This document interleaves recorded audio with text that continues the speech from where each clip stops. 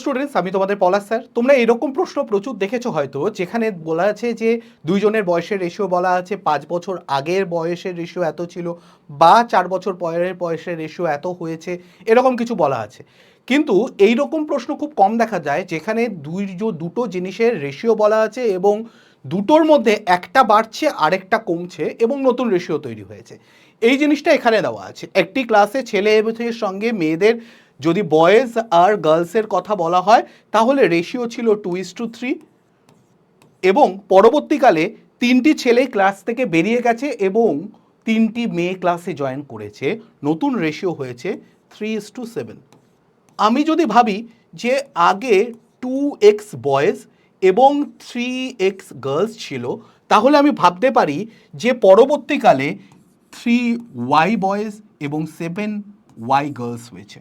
কিন্তু দেখো, 3টি ছেলে বেরিয়ে গেছে, 3টি মেয়ে ঢুকেছে, মোট সংখ্যায় কোনো পরিবর্তন হয়নি। তাহলে আমি বলতে পারি এই দুটোই যোগফল সমান। তাহলে আমি বলতে পারি কি 5x = 10y, বা বলতে পারি কি x = 2y।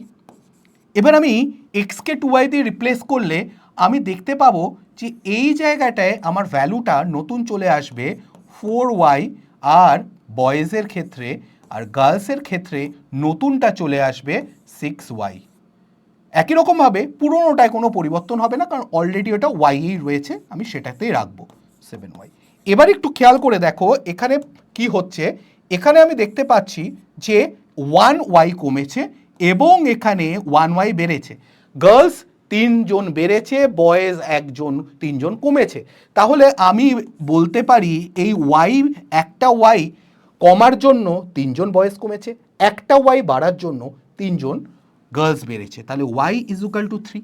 এবার আমাকে চেয়েছে কি প্রাথমিকভাবে কতজন মেয়ে ছিল।